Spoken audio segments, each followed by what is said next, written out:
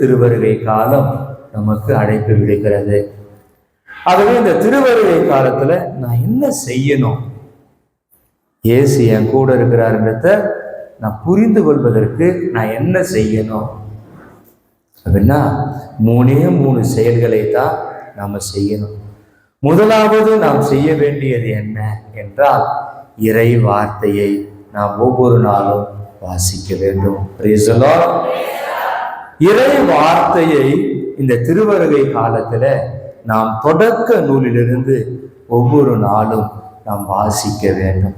எப்படி வாசிப்பது என்று பார்க்கிற பொழுது, நாம் எப்படி பிறரோடு பேசுகிறோமோ, எப்படி பிறரோடு உரையாடுகிறோமோ, எப்படி பிறரோடு ஒரு சகஜமான ஒரு நிலைப்பாட்டில் இருக்கிறோமோ, அதுபோல நாம் விவிலியத்தை வாசிக்க வேண்டும்.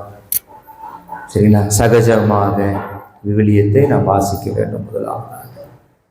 இரண்டாவதாக, வாசிக்கப்பட்ட அந்த விவிலியத்தினுடைய அர்த்தத்தை புரிந்து கொள்வதற்கு நாம் தியானிக்க வேண்டும், ஜெபத்தில் ஈடுபட வேண்டும். முதலிலே நாம் விவிலியத்தை வாசிக்க வேண்டும், இரண்டாவது தியானிக்க வேண்டும், ஜெபிக்க வேண்டும் என்பது இரண்டாவது. மூன்றாவதாக நாம் என்ன செய்ய வேண்டும் என்றால், அன்பு காரியங்களில் ஈடுபட வேண்டும். அன்பு காரியங்களில் ஈடுபட வேண்டும். இந்த 3 நிகழ்வுகள் தான் திருவருகை காலம் நாம் செய்ய வேண்டிய ஒரு செயலாக திரு அவை நமக்கு சொல்லித் தருவதை நாம் பார்க்கின்றோம். முதலாவதாக, இந்த இறை வார்த்தை வாசிப்பு. சரியா? விவிலியத்தை வாசிக்கணும். ஏன் விவிலியத்தை வாசிக்கணும் என்றால், யோவான் நற்செய்தி 1ஆம் அதிகாரம் 11வது வசனத்திலே நாம் அழகாக வாசிக்கிறோம். அவர் தமக்குரியவரிடம் வந்தார், அவருக்கு உரியவர்கள் அவரை அறிந்து கொள்ளவும் இல்லை, ஏற்றுக்கொள்ளவும் இல்லை. ஆகவே அவர் தமக்குரியவரிடத்தில் வந்தார், தமக்குரியவர்கள் அவரை அறிந்து கொள்ளவும் இல்லை, ஏற்றுக்கொள்ளவும் இல்லை. ஆகவே நம் ஆண்டவர் இயேசு கிறிஸ்துவுடைய முதலாவது வருகை, முதலாவது இந்த உலகத்திலே இயேசு பிறந்ததை மக்கள் பலர் அறிந்து கொள்ளவில்லை, தெரிந்து கொள்ளவில்லை. ஆகவே இந்த இரண்டாவது வருகை வருகிற பொழுது நாம் ஆயத்தமாக இருக்க வேண்டும், அவரை அறிந்தவர்களாக இருக்க வேண்டும், அவரை புரிந்தவர்களாக இருக்க வேண்டும். ஆகவே நாம் விவிலியத்தை வாசிக்க வேண்டும். Praise the Lord. ஆகவேதான் எசையா புத்தகம் 7ஆம் அதிகாரம் 14வது வசனத்திலே எப்படி இந்த உலகத்திலே நம் ஆண்டவராகிய இயேசுனுடைய முதல் வருகை இருந்தது.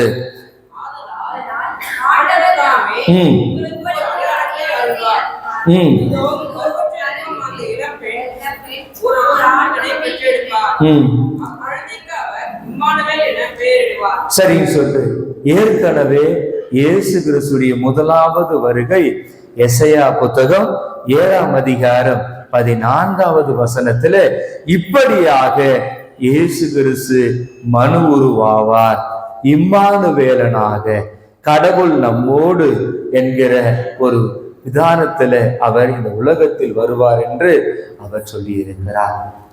அது மட்டுமல்லாமல் இறைவாக்கினர் மீகா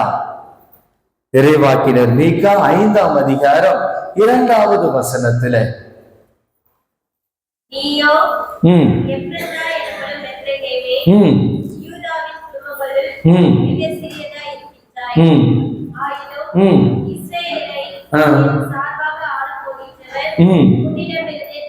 ஆக எந்த இடத்தில் தோன்றுவார், எப்படி தோன்றுவார் என்று ஏற்கனவே அறிவுறுத்தப்பட்டிருந்தது. ஆனால் அந்த மக்கள் இவர்தான் மெசியா என்பதை அவர்கள் அறிந்து கொள்ளவில்லை, புரிந்து கொள்ளவில்லை, ஏற்றுக்கொள்ளவில்லை.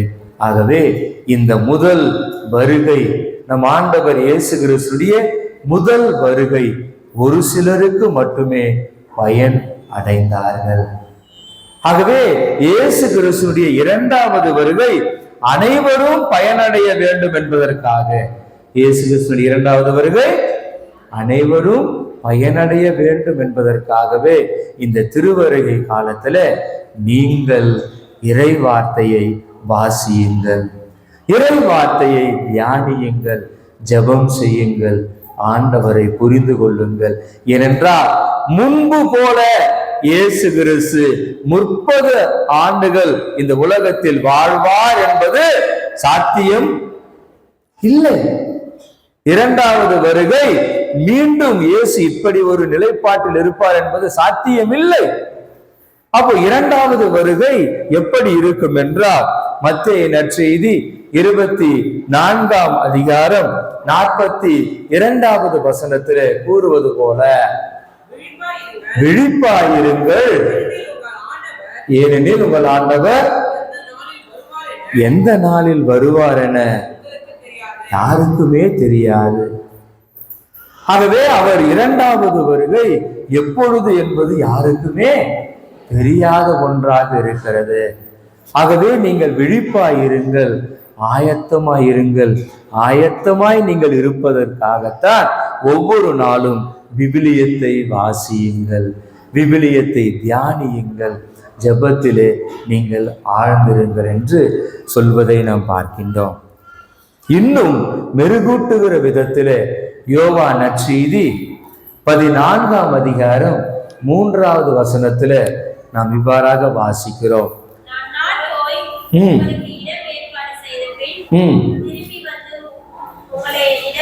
திரும்ப நான் வருவேன், திரும்ப நான் வந்து உங்களை நான் அழைத்து செல்வேன், உங்களுக்கென ஏற்பாடு செய்யப்பட்டிருக்கிற அந்த இடத்திற்கு உங்களை அழைத்து செல்வேன். அப்போ கடவுள் எனக்கென ஏற்பாடு செய்திருக்கிறார். ஆனால் அந்த இடத்திற்கு நான் போனோம்.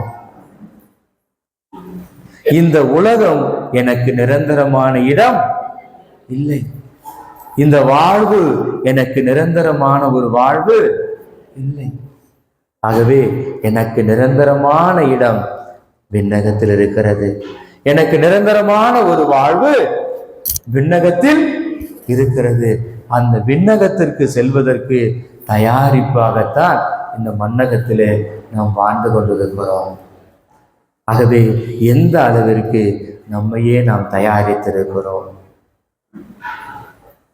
இயேசுவில் பிரியமானவர்களே, ஆகவேதான் திருவருகை காலத்துல சரியா 4 வத்திகளை ஏற்றி வைப்பார்கள். திருவருகை காலத்துல 4 வத்தியை ஏற்றி வைப்பார்கள். அந்த 4 வத்தியினுடைய அர்த்தம், முதலாவது வத்தி நம்பிக்கை என்கிற ஒரு வத்தி, இரண்டாவது வத்தி சரியா அமைதி என்கிற ஒரு வத்தி, மூன்றாவது நாளைக்கு ஏத்த போறோம் மகிழ்ச்சி என்கிற ஒரு வத்தி, நான்காவது அமைதி என்கிற ஒரு வத்தி, நான்காவது வந்து அன்பு என்கிற ஒரு வத்தி. அப்போ அந்த 4 வத்திகளுமே விவிலியத்தை தான் சரியா நம்முடைய நம்மை ஆயத்தப்படுத்துகிற அந்த நிகழ்வை தான் குறித்து காட்டுகிறது. நீங்க விவிலியத்தை எப்படிலாம் வாசிக்கணும், விவிலியத்தை எப்படிலாம் நீங்க தியானிக்கணும், எப்படிலாம் நீங்க ஜெபிக்கணும் என்பதை தான் அந்த ஒவ்வொரு வாரத்தினுடைய வாசகங்கள் நமக்கு சொல்லிக் கொடுக்கிறது. முதலாவது வாரமாக நம்பிக்கை என்கிற ஒரு வத்தியை நாம் ஏற்றி வைத்தோமே, அது எவற்றை குறித்து காட்டுகிறது என்றால், கடவுளின் வாக்குறுதி நிறைவேறும், கடவுளின் வாக்குறுதி நிறைவேறும் அப்படின்னு சொல்லிட்டு அந்த வாரம் முழுவதும் கடவுள் என்னென்னலாம் வாக்குறுதி கொடுத்தாரு, கடவுள் என்னென்னலாம் வாக்குறுதி கொடுத்தாரு, யாருக்கெல்லாம் வாக்குறுதி கொடுத்தாரு, கொடுத்ததை எல்லாம் எப்படியெல்லாம் அவர் நிறைவேற்றினார் அப்படின்னு சொல்லிட்டு அந்த வாரம் முழுவதும் நாம் தியானித்தோம். கிறிஸ்துவில் பிரியமானவர்களே, இந்த வாக்குறுதி என்றால் என்ன, கடவுளுடைய வாக்குறுதி அப்படின்னா என்னங்க, வாக்குறுதி என்றால் என்ன? வாக்குறுதி என்பது வாய்மொழியாகவோ எழுத்து வடிவிலோ சொல்லுகிற வார்த்தைக்கு பிரமாணிக்கமாய் இருப்பதாகும். இறைவன் தமது வாக்குறுதிக்கு எப்பொழுதுமே உண்மை உள்ளவராக இருக்கிறார். பழைய ஏற்பாட்டிலே ஆண்டவர் உடன்படிக்கை வாக்குறுதிகளுக்கு பிரமாணிக்கமாய் இருந்தார் என்று எடுத்துரைக்கிறது பழைய ஏற்பாட்டிலே.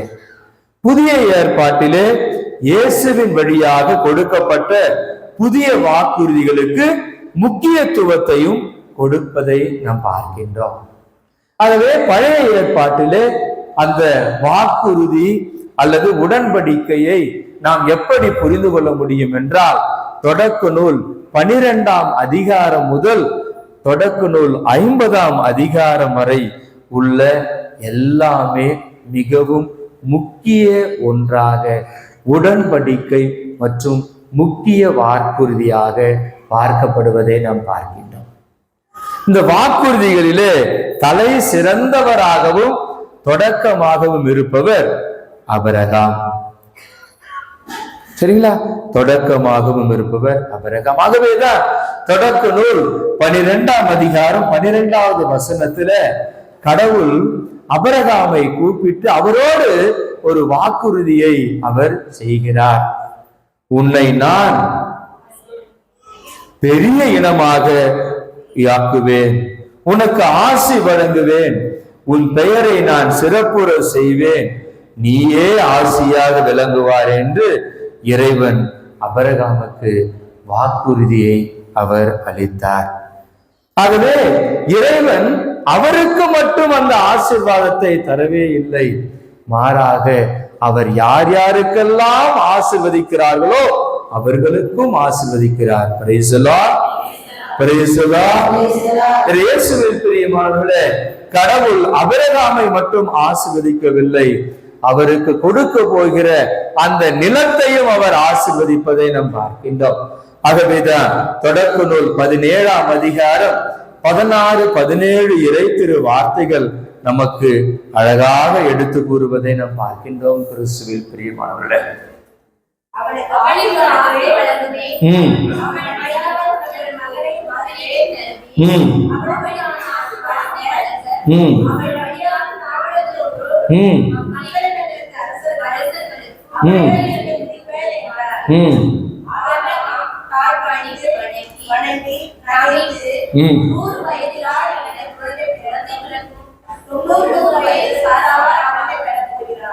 என்று தமக்குள்ளே சொல்லிக் கொண்டார். Praise the Lord. இயேசுவின் பிரியமானவர்களே, ஆபிரகாம் சிரித்து கொண்டே சொல்லுகிறார். ஆபிரகாம் சிரித்து கொண்டே சொல்லுகிறார், எனக்கு சரியா 100 வயசாகுது, என் மனைவிக்கு 90 வயசாகுது, 100 வயசு ஆகிற நானா கடவுளே குழந்தை பெருக்க போகிறேன், எனக்கா ஒரு குழந்தை கொடுக்க போறீங்க? 90 வயசு என் மனைவி, அவளா குழந்தை பிறக்க போகிறா? நீங்க சொல்றது எனக்கு ஒரு சிரிப்பாவே இருக்குது. முடியாத ஒன்று, இயலாத ஒன்று, இயற்கைக்கு புறம்பான ஒன்று. ஆண்டவரே, நீங்க சொல்றீங்க. யாரு? நீங்க சொல்றீங்க, நானே விசுவசிக்கிறேன். Praise the Lord. ஆண்டவரே, நீங்க சொல்றீங்க, கண்டிப்பா நடக்கும். ஆண்டவரே, நீங்க சொல்றீங்க, அதனால நான் செய்கிறேன். இயேசுவில் பிரியமானவர்களே, ஆபிரகாம் கடவுள் மேல் முழுவதுமாய் நம்பிக்கை கொண்டார். ஆபிரகாம் வாக்குறுதியின் மேல் முழுவதுமாய் நம்பிக்கை கொண்டார். ஆண்டவர் அவரோடு இருந்தார். ஆண்டவர் தம் வாக்குறுதியை நிறைவேற்றினார். ஆண்டவர் எல்லாவற்றையும் அவர்களுக்கு செய்திருந்தார். Praise the Lord, praise the Lord. இயேசுவில் பிரியமானவர்களே, நம்பிக்கை என்கிற அந்த வத்தியை நாம் ஏற்றி ஒரு வாரம் முழுவதும் ஜெபித்தோமே, ஒரு வாரம் முழுவதும் ஆலயத்திற்கு சென்றோமே, இறை வார்த்தைகளை காதுல வாங்கினோமே, என் மனசுல எந்த அளவிற்கு நம்பிக்கை இருக்கிறது? எந்த அளவிற்கு கடவுள் எனக்கு கொடுத்திருக்கிற அந்த வாக்குறுதி இருக்கிறது? எந்த அளவிற்கு கடவுள் என்னோடு பயணிக்கிறார்? எந்த அளவிற்கு கடவுள் எனக்கு இந்த பூமியிலே இருப்பதற்கு எல்லா விதமான செயல்களையும் அவர் செய்கிறார்? சிந்தித்து பார்க்க வேண்டிய அருமையான செய்தி இதுதான் கிறிஸ்துவில் பிரியமானவர்களே. ஆகவே அந்த பழைய ஏற்பாட்டு முழுவதுமே அவர் ஒவ்வொன்றையும் அழகாக சொல்கிறார். அபிரகாமை அழைக்கிறார், அவருக்கு ஆசி வழங்குகிறார், அவருடைய மனைவிக்கு ஆசி வழங்குகிறார், அவருக்கு தேவையான எல்லாவற்றையும் அவர் தருகிறார், நிலவுலன்களை தருகிறார், வாழ்வை தருகிறார், உங்களுடைய வாழ்வு மகிழ்ச்சியாக இருக்கும் என்று சொல்லுகிறார், ஆசீர்வாதத்தை தருகிறார், அவர்களை கொடையோடு வாழ வைக்கிறார்.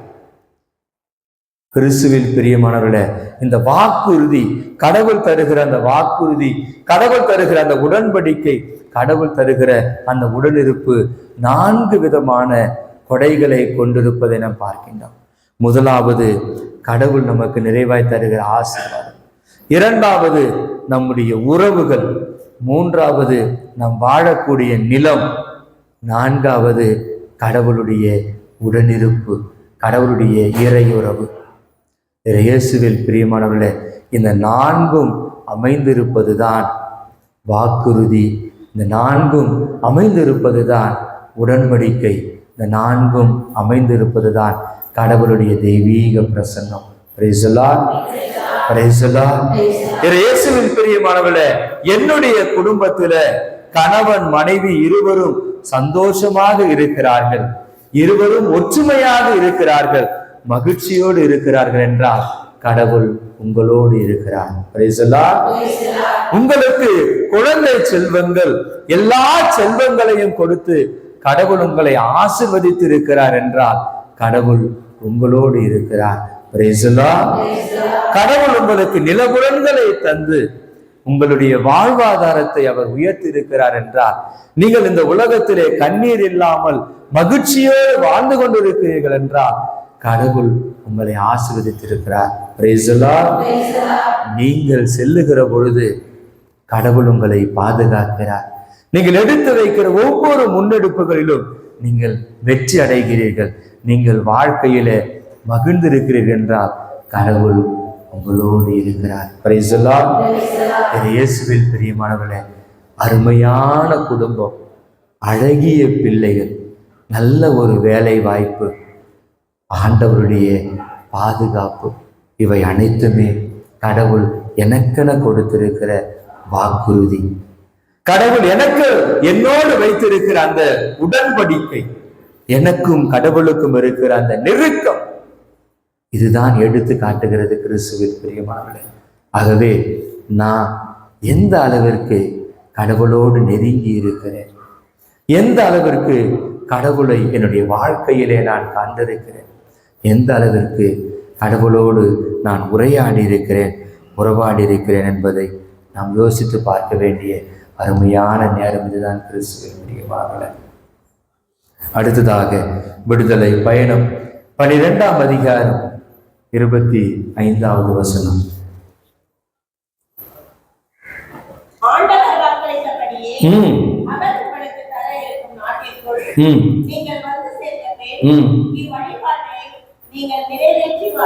நீங்கள் உங்களுக்கு கொடுக்கப்பட்ட கடவுளுடைய ஆசீர்வாதத்தை நினைத்து பார்த்து அவருக்கு ஒவ்வொரு நாளும் வழிபாடு செய்யுங்கள். நான் காலையில் எழுந்த உடனே கடவுளை நினைத்து பார்த்து அவருக்கு வழிபாடு செய்கிறேனா? காலையில் எழுந்தவுடனே ஆண்டவரோடு 2 ஒரு வார்த்தை பேசி என்னுடைய நாளை துவங்குகிறேனா? எப்படி என்னுடைய வாழ்வு அமைந்திருக்கிறது என்பதை சிந்தித்து பார்ப்போம். நீ ஒரு பாட்டு ஒண்ணு எழுது, போறதுக்கு முன்னாடி பாட்டு ஒண்ணு எழுது. நான் உன்னை எப்படிலாம் வழி நடத்தினேன், நான் உன்னை எப்படிலாம் ஆசீர்வதிச்சேன், நான் உன்னோடு எப்படிலாம் இருந்தேன், சரியா? ஏன் நீ வாக்களிக்கப்பட்ட நாட்டுக்கு போல அப்படின்னு நீ எழுது. 31ஆம் அதிகாரம், இணைச்சட்ட புத்தகம் 31ஆம் அதிகாரம் 19 முதல் 22 வரையுள்ள இறைத்திரு வார்த்தைகள். எனவே இப்பொழுது நீ இந்த பாட்டை எழுது, அதை இஸ்ரவேல் மக்களுக்கு கற்றுக் கொடு, அதை அவர்களின் நூலில் எழுதி வை. அதனால் இந்த பாடலே இஸ்ரவேல் மக்களுக்கு எதிராக நான் தரும் சான்றாக விளங்கும். ஏனெனில் அவர்களின் மூதாதையருக்கு பாலும் தேனும் நிறைந்த வழியும் நாட்டுக்கு நான் அவர்களை கொண்டு போனதும் அவர்கள் உண்டு நிறைவு பெற்று கொழுந்து போவர். அப்போது அவர்கள் வேற்று தெய்வங்களை அணுகி அவர்களுக்கு ஊழியம் செய்து எனக்கு சினமூட்டுவர். என் உடன்படிக்கையையும் பல்வேறு தீங்குகளுக்கும் அவர்கள் மேல் வரும். அவர்களுடைய மரபினரின் பாடலை மறந்து போகாதிருக்கும். இப்பாடலை அவர்களுக்கு எதிராக சான்று மகரும். சரிங்களா? ஆகவே கடவுள் உங்களாண்ட சொல்லுவாங்க, சரியா, நான் உனக்கு ஒரு வேலையை கொடுத்தேன், அந்த வேலையை சரியா நீ செய்யல, அதனால ஒரு பாட்டு ஒண்ணு எழுது. இப்போ உங்க எல்லாரையும் பார்த்து உனக்கு நான் எவ்வளோ கொடுத்துருக்குறேன், ஒரு பாட்டு ஒண்ணு எழுது அப்படின்னா நீ என்ன பாட்டு எழுதுவ? உன் பசங்களுக்கு பக்திய விசுவாசமும் சொல்லி கொடு அப்படின்னு சொன்னா எந்த அளவுக்கு பக்திய விசுவாசமும் நீ சொல்லி தருவ? சட்டியில இருந்துச்சுன்னா தான். அப்போ கடவுள் எனக்கு கொடுத்த அந்த வாக்குறுதி, கடவுள் எனக்கு கொடுத்த அந்த வல்லமை, கடவுள் என் கூடவே இருந்து கொடுத்த எல்லா விதமான கொடைகளையும் நான் என்னால நினைச்சு பார்த்து வாழ்க்கை நடத்த முடிகிறதா? அதெல்லாம் நினைச்சு பார்த்தேன்னா நான் எவ்வளோ பிரமாணிக்கமா கடவுளுக்கு இருப்பேன். முதலாவது வத்தி கடவுளுக்கு பிரமாணிக்கமா இருக்கணும்னு சொல்லிட்டு ஏத்தப்படுகிறது. அந்த வாரம் முடிஞ்சிச்சு, ஆனா நான் பிரமாணிக்கமா இருக்கிறேன்னா இல்ல. சரி, ரெண்டாவது வத்தி இந்த வாரத்துல அமைதியை பற்றி நாம வத்தியை ஏத்தணும். சரிங்களா? அமைதியின் அரசர் இந்த உலகத்தில் வருகிறார் என்கிற ஒன்று. அமைதியின் அரசர் இந்த உலகத்தில் வருகிறார். அப்ப அந்த இயேசு கிறிஸ்துவை பற்றி தான், எப்படி இந்த உலகத்திலே இயேசு கிறிஸ்து மனு உருவானார், எப்படிலாம் கடவுளுடைய திட்டம் இந்த உலகத்திலே வந்தது அப்படின்னு தான் நீங்க இந்த வத்தியை ஏத்தன அந்த நாள்ல இருந்து இந்த நாள் வரை நீங்க வாசித்து பார்ப்பீங்க. சரிங்களா? அப்போ எசையா புத்தகம் 9ஆம் அதிகாரம் 6வது வசனம். எசையா புத்தகம் 9ஆம் அதிகாரம் 6வது வசனம்.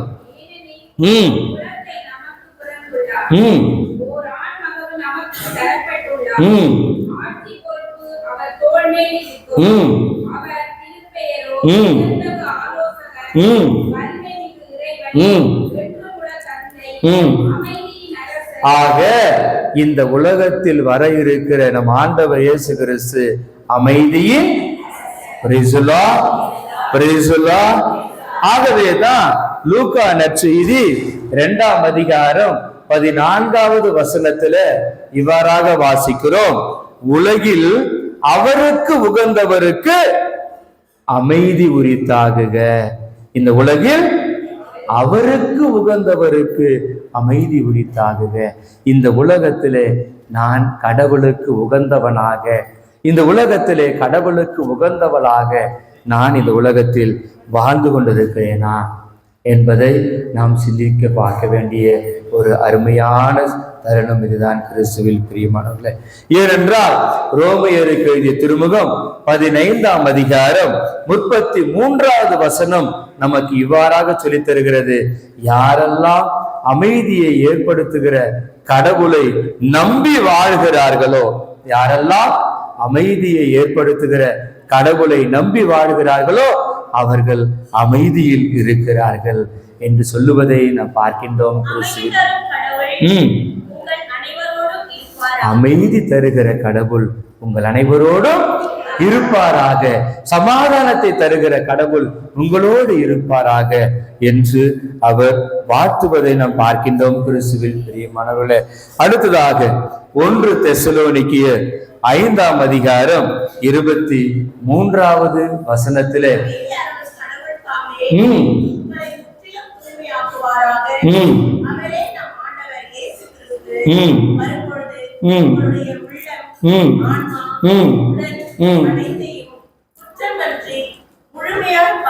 இயேசுவில் பிரியமானவர்களே, சமாதானத்தை தருகிற கடவுள்தான் நம்முடைய பாவத்தையும் கழுவி தூய்மைப்படுத்துகிறார். நமக்கு குற்றங்கள் எல்லாவற்றிலும் இருந்து கழுவி நமக்கு தூய்மையை தருகிறார், நமக்கு நல்வாழ்வை தருகிறார். ஆகவே கிறிஸ்துவில் பிரியமானவர்களே, சமாதானம் என்கிற ஒரு வத்தியை ஏற்றிய நான் இந்த உலகத்திலே எந்த அளவிற்கு சமாதானமாய் இருக்கிறேன், எந்த அளவிற்கு பாவம் இல்லாமல் பரிசுத்தத்தோடு இருக்கிறேன், எந்த அளவிற்கு கடவுளுக்கு பிரமாணிக்கமாய் இருக்கிறேன் என்கிறவற்றை நாம் சிந்தித்து பார்க்க வேண்டிய அருமையான தருணம் இதுதான் கிறிஸ்துவில் பிரியமானவர்களே. அடுத்ததாக 3வது வத்தி, அதுதான் நமக்கு நாளைக்கு ஏத்த போறோம்.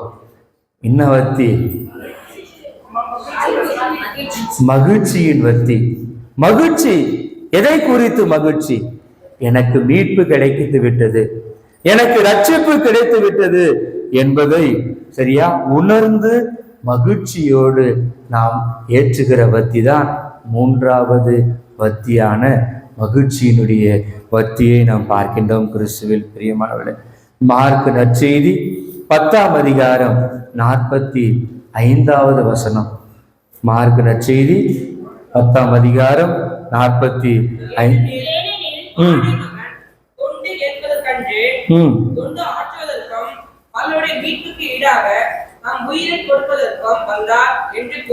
இயேசுவில் பிரியமானவர்களே, இந்த உலகத்திலே நம் ஆண்டவர் இயேசு கிறிஸ்துடைய விலை மதிக்க முடியாத இரத்தத்தால், நம் ஆண்டவர் இயேசு கிறிஸ்துடைய விலை மதிக்க முடியாத பாடுகளால் நாம் மீட்பை பெற்றுக்கொண்டோம்.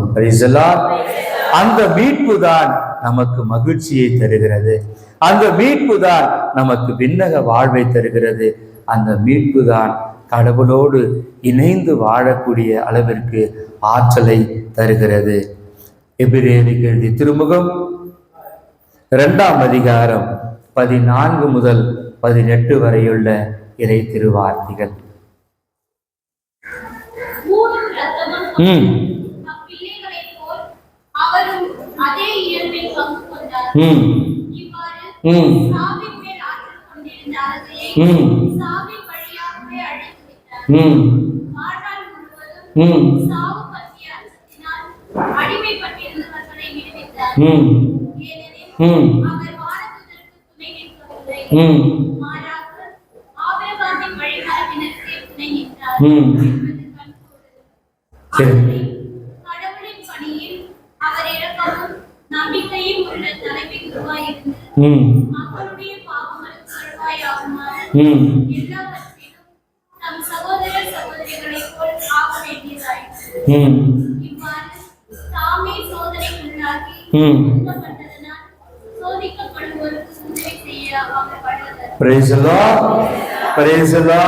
இயேசுவில் பிரியமானவர்களே, நம்மை போலவே அவர் மனிதனாய் இந்த உலகத்திலே பிறந்தார், ஊனும் உடலுமாய் இந்த உலகத்திலே பிறந்தார்.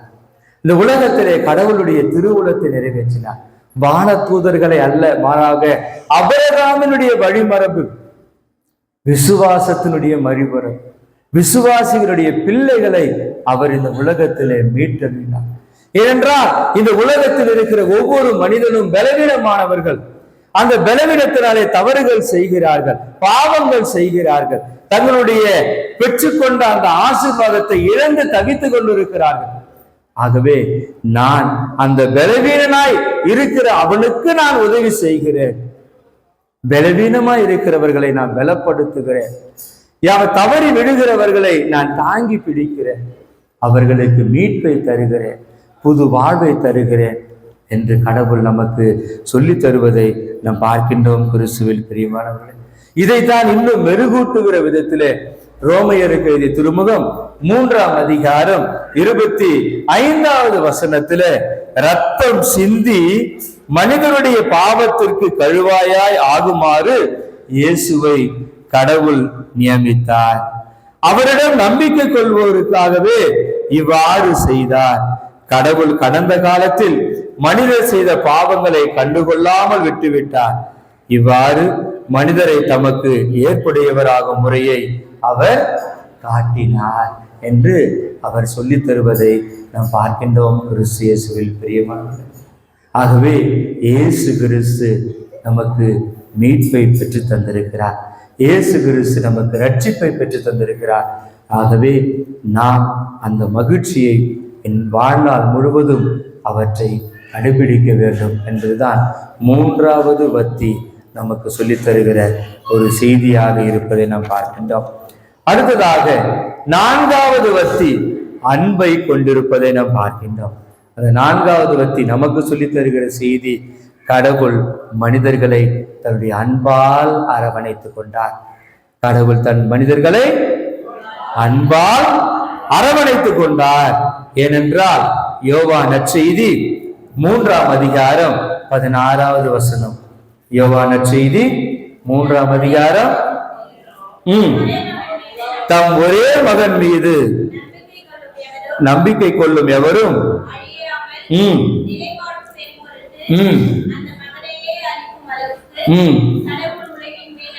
இயேசுவில் பிரியமானவர்களே, இந்த உலகின் மேல் கடவுள் அன்பு கூர்ந்தார்.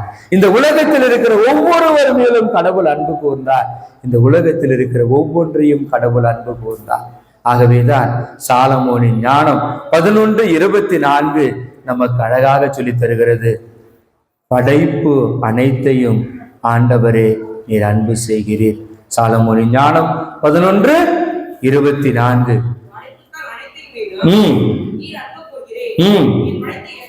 ஆமா. ஏனெனில் எதையாவது வெறுத்திருந்தால் இயேசுவில் பிரியமானவர்களே, கடவுள் இந்த உலகத்தை அன்பு செய்திருக்கிறார்.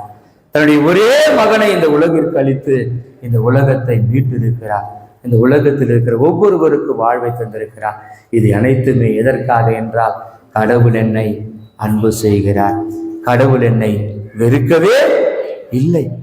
நான் எந்த நிலையில் இருந்தாலும், நான் எப்படிப்பட்ட ஒரு நிலையில் இருந்தாலும் கடவுள் என்னை ஏற்றுக்கொள்வார். எப்படி அந்த ஊதாரி மைந்தன், அப்பா உமக்கு எதிராக நான் பாவம் செய்தேன், உன்னுடைய மகன் எனப்பட தகுதியற்றவன், உன்னுடைய கூலி ஆட்களில் ஒருவனாக என்னை சேர்த்துக் கொள்ளும் என்று அவன் மனதில் நினைத்து கொண்டு வருகிறான். ஆனா அப்பா கிட்ட 3த்துல 2 தான் சொல்றான். அப்பா, கடவுளுக்கு எதிராக நான் தப்பு செஞ்சேன், உனக்கு எதிராக தப்பு செஞ்சேன், உன்னுடைய மகன் எனப்பட தகுதியற்றவன் என்ற ஒரு வார்த்தையை அவர் சொல்லவே இல்லை. ஏன்னா அதுக்கு முன்னாடியே கடவுள் என்ன பண்ணிட்டாரு, அந்த அப்பா என்ன பண்ணாரு, அந்த ஊதாரி மைந்தனை கட்டி பிடித்து, நீதான் என் பையன், தவறே செய்திருந்தாலும் மன்னிக்கக்கூடிய மனப்பான்மை எனக்கு இருக்கிறது, ஏற்றுக்கொள்ளக்கூடிய மனப்பான்மை எனக்கு இருக்கிறது. ஏனென்றால் தொடக்க நூல் 1:27 கடவுள் மனிதரை தன்னுடைய உருவிலே படைத்தார், தன்னுடைய சாயலிலே படைத்தார், ஆணும் பெண்ணுமாக அவர்களை படைத்தார். ஆகவே தன்னுடைய சாயலில் படைக்கப்பட்ட மனிதன் அழியக்கூடாது என்பது கடவுளுடைய திட்டம். ஆகவே கடவுள் அனைவரையும் அன்பு செய்து, அனைவரையும் மீட்டு, அனைவரையும் அவர் விண்ணக பெரும்பு வீட்டிலே அழைத்து செல்கிறார். ஆகவே கிறிஸ்துவில் பிரியமானவர்களே, இந்த திருவருகை காலத்தில் நாம் விவிலியத்தை அதிகமாக படிக்க வேண்டும். அதிகமாக படிக்கிற பொழுது கடவுளுடைய அந்த வாக்குறுதி, கடவுளுடைய அந்த உடன்படிக்கை, கடவுள் எனக்கு கொடுத்திருக்கிற அந்த ஆசீர்வாதத்தை புரிந்து கொள்ள முடியும். இரண்டாவது, அந்த விவிலியத்தை வாசிப்பது மட்டுமல்லாமல் அதை தியானித்து ஒவ்வொரு நாளும் ஜெபிக்கிற பொழுது ஆண்டவரோடு நெருங்கிய ஒரு உறவை என்னால் ஏற்படுத்திக் கொள்ள முடியும். மூன்றாவது, அப்படி ஆண்டவரோடு நெருங்கிய உறவை ஏற்படுத்தி கொண்ட நான் பிறரோடு அந்த அன்பு பணியிலும் ஈடுபட முடியும். பிறருக்கு என்னால் முடிந்த உதவியை செய்ய முடியும். பிறருக்கு நான் உதவி செய்கிற பொழுது கடவுளை அன்பு செய்கிறவன் அடுத்தவரையும் அன்பு செய்கிறார். கடவுளை அன்பு செய்கிறேன் என்று சொல்லிக்கொண்டு தன்னுடைய சகோதரனையும் சகோதரியும் வெறுப்பவர் பொய்யன். ஆகவே அடுத்தவரையும் அன்பு செய்து ஆண்டவரையும் அன்பு செய்து வாழ நாம் இந்த திருவருகை காலத்தை முழுமையாக பயன்படுத்திக் கொள்வோம். இறைவனுடைய ஆசீர் நம்மை பலப்படுத்தும். ஆமென்.